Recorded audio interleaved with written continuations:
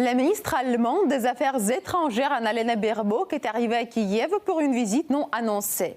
Baerbock a assuré la partie ukrainienne de son soutien à l'approche de l'hiver.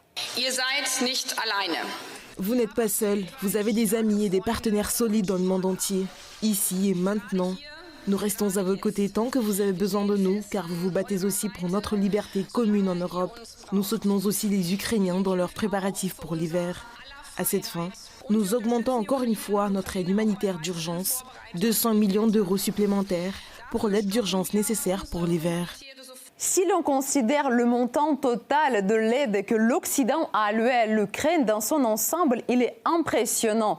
La somme a dépassé les 100 milliards d'euros. Au 31 août 2024, je voudrais le souligner, 31 août 2024, les États-Unis avaient alloué 56,8 milliards d'euros en aide militaire à l'Ukraine. Dans le même temps, le montant de l'aide militaire fournie à l'Ukraine par l'ensemble des pays européens s'élevait à 54,6 milliards d'euros. Et le responsable ukrainien, il dit quoi? Est-ce qu'il remercie ses sponsors occidentaux? Pas vraiment. Zelensky ne cesse de se plaindre de ce que les partenaires de l'Ukraine l'accusent d'avoir de trop grandes exigences. Même après ça, nous avons demandé la permission. Nous avons rédigé notre plan de victoire, nous le leur avons présenté. Mais à chaque fois que nous proposons quelque chose à nos partenaires, ils disent « oui, mais ça dépend de la volonté de l'un ou de l'autre ». Non, ce plan ne dépend que de la volonté des partenaires, pas de la volonté de la Russie, uniquement de la volonté des partenaires. Ils devaient accepter ce plan. Beaucoup de pays ont commencé à l'accepter, tandis que d'autres se sont mis à nous dire qu'ils ressentaient une certaine pression, que nous demandions trop. Aujourd'hui, les États-Unis ne se battent pas pour l'Ukraine, ils se battent dans le cadre de leurs élections. C'est bien pour leur pays, mais pas tellement pour nous.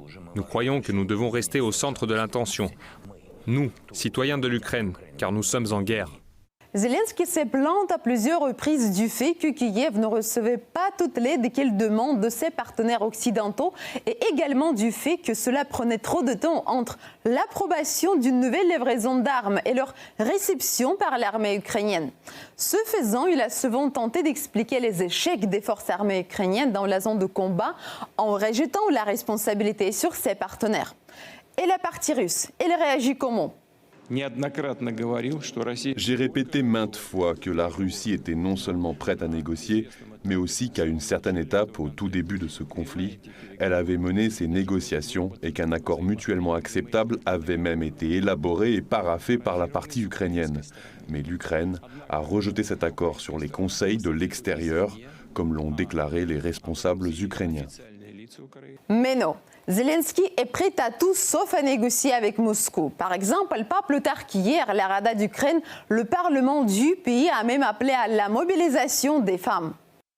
Je suis depuis longtemps favorable à la mobilisation des femmes. Si on mobilise les femmes, moins d'hommes seront mobilisés. Il faudrait commencer par la mobilisation des postes de soutien, secrétaires, responsables du personnel, gardes de sécurité et d'autres.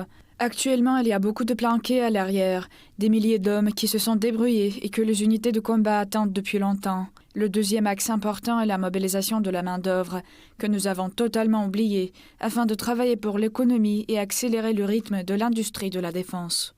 L'Occident continue d'aider l'Ukraine à tenir, mais ne cherche plus à l'aider à gagner.